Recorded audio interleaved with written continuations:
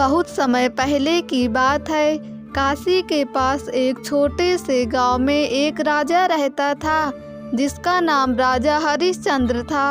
उनके पास एक अदृश्य मुकुट था जिसे पहनने वाला अदृश्य हो जाता था। इस मुकुट के कारण राजा की प्रसिद्धि दूर दूर तक फैली हुई थी। राजा हरिश्चंद्र नेक और उदार प्रजा के प्रति सदैव कृपालु रहते थे, लेकिन उनकी एक इच्छा थी कि उनका यह अद्वितीय मुकुट हमेशा सुरक्षित रहे। इसीलिए उन्होंने एक विशेष पेड़ के नीचे इसे छिपा दिया था और केवल राजा ही जानते थे कि मुकुट कहाँ है। उसी गांव में एक गरीब चरवाहा रहता था जिसका नाम था दीनदयाल।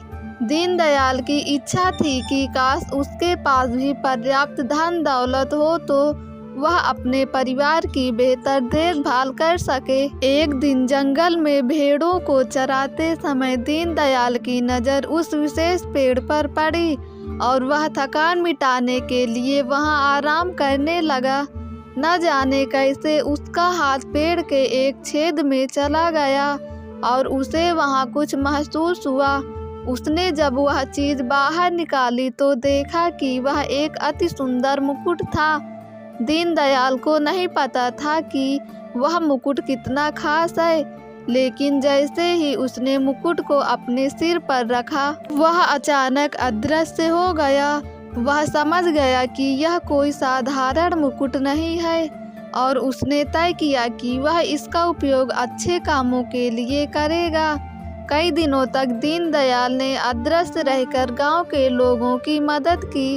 वह चोरों को पकड़ता, गरीबों की सहायता करता और उनके चेहरों पर खुशियां बिखेरता, लेकिन उसने अपनी इस खासियत को कभी किसी से प्रकट नहीं किया।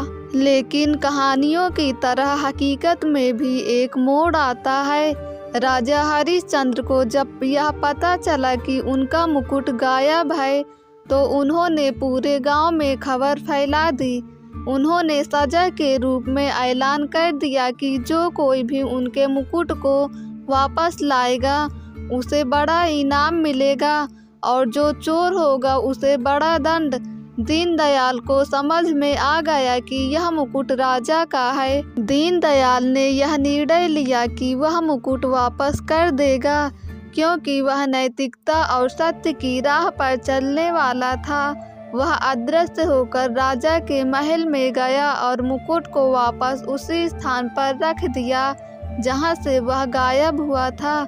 जब राजा को मुकुट वापस मिला तो उन्होंने उस ईमानदार इंसान को इनाम देने का निश्चय किया। उन्होंने गांव में घोषणा की कि दीनदयाल राजा के पास गया। दीनदयाल ने सच्चाई बताई। राजा उसकी ईमानदारी और नेकी से बहुत प्रसन्न हुए। उन्होंने दीनदयाल को गांव में उसकी मदद के लिए बहुत सारा सोना और धन दिया। इस कहानी के द्वारा हमें यह सीख मिलती है कि सत्य और नैतिकता का मार्ग हमेशा हितकारी होता है और अंततः विजय हमेशा सत्य की होती है। दोस्तों, अगर आपको ये कहानी पसंद आई हो तो हमारे YouTube चैनल को सब्सक्राइब करके बेल आइकन को क्लिक कर दें ताकि वीडियो का नोटिफिकेशन सबसे पहले आप तक पहुँचे।